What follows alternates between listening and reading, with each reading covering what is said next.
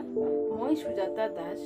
আজি এক বিশেষ ভিডিঅ' আপোনালোকৰ সন্মুখত আগবঢ়াবলৈ গৈ আছোঁ।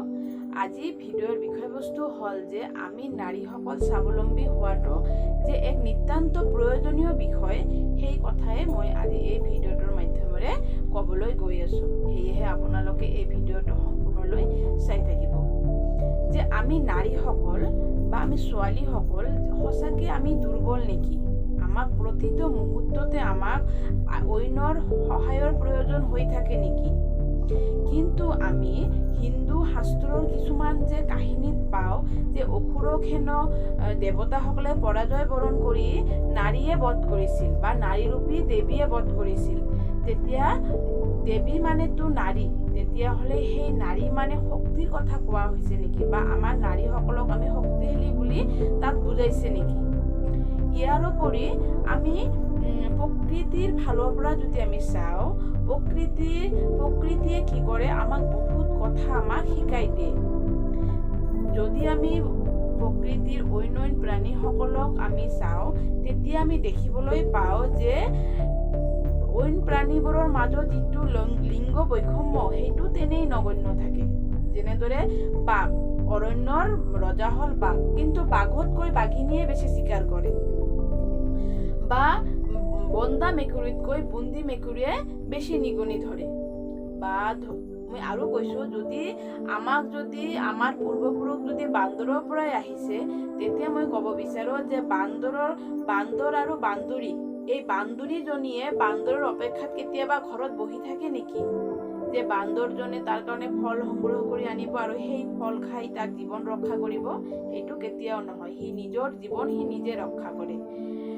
সেয়ে আমি এই প্ৰকৃতিৰ ফালৰ পৰা যদি আমি অনুকৰণ কৰোঁ বা আমি অনুভৱ কৰোঁ, তেতিয়া আমি অনুভৱ কৰিবলৈ বাধ্য হওঁ যে আমি 1000 বছৰ আগত আমিও সেই বেলেগ প্ৰাণীবোৰৰ নিচিনাকৈ আমিও বহুত শক্তিশালী আছিলোঁ নেকি?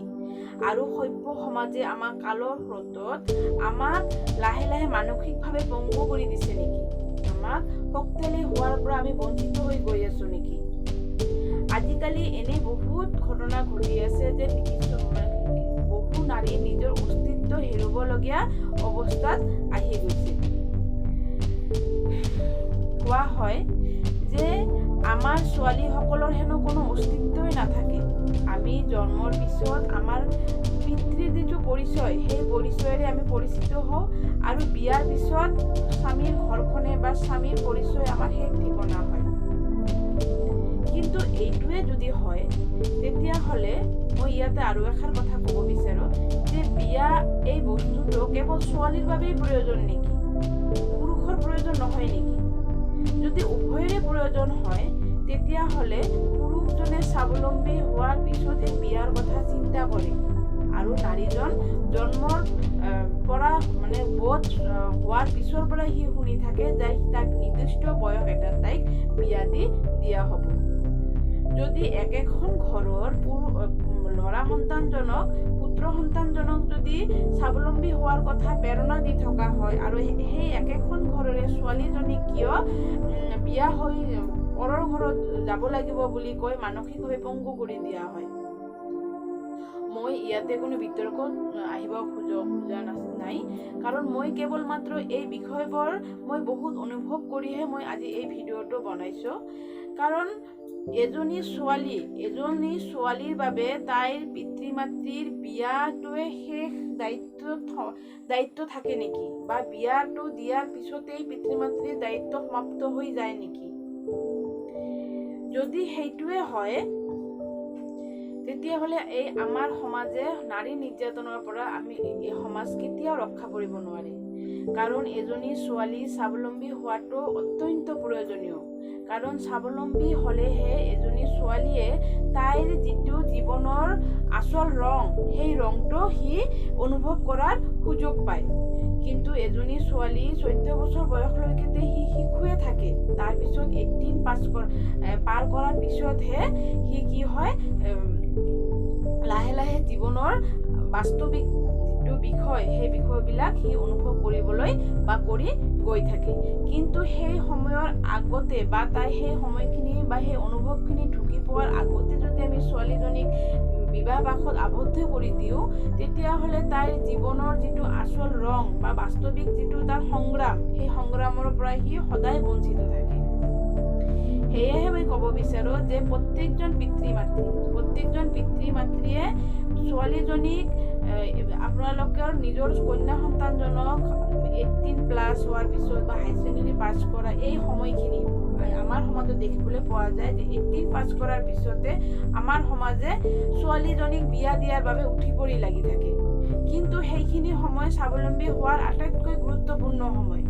আৰু বিবাহৰ বাবে যিখিনি টকা খৰচ কৰা হয়, সেই টকাখিনিৰ খৰচ নকৰি সেই তাৰ সলনি যদি ছোৱালীজনীক যদি স্বাৱলম্বী হোৱাৰ পিছত যদি খৰচ কৰা হয়, ইয়াৰ সফলতা নিশ্চিত বুলি মই ক'ব পাৰোঁ।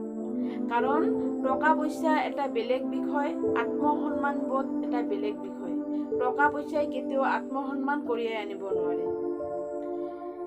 সেয়েহে আজি যি সময়ত নাৰীয়ে গৈ মহাকাশ পালে, আজি যি সময়ত ছোৱালীয়ে দেশৰ শাসনভাৰ লৈ আছে, কিন্তু সেই একেখন সমাজতে আজিও আমাৰ বাল্য বিবাহ বা সৰু সৰু ছোৱালীক বিয়া দিয়া আমি দেখিবলৈ পাওঁ। কিন্তু প্ৰত্যেকজন ছোৱালীয়ে যদি স্বাৱলম্বী হোৱাৰ এই নিম্নতম সুযোগখিনি পায়, মোৰ এক দৃঢ় বিশ্বাস যে প্ৰত্যেকজন ছোৱালীয়ে সফলতা অৰ্জন কৰিবলৈ সক্ষম হ'বই হ'ব। কাৰণ আমাৰ ছোৱালীৰ মাজত যিটো একাগ্ৰতা, যিটো অটুট মনৰ যিটো অটুটতা, এই বস্তুটো কি থাকে, বহুত দৃঢ়তাৰে থাকে। আৰু যিবিলাক ছোৱালীয়ে এই সুযোগখিনি পাইছে, সেই ছোৱালীয়ে সেই অধিকাৰখিনি সিহঁতে অৰ্জন কৰিব পাৰিছে।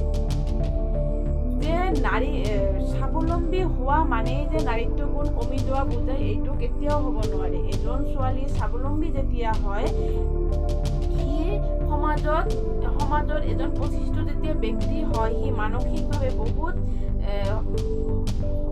ছেফ থাকে বা মানসিকভাৱে সি বহুত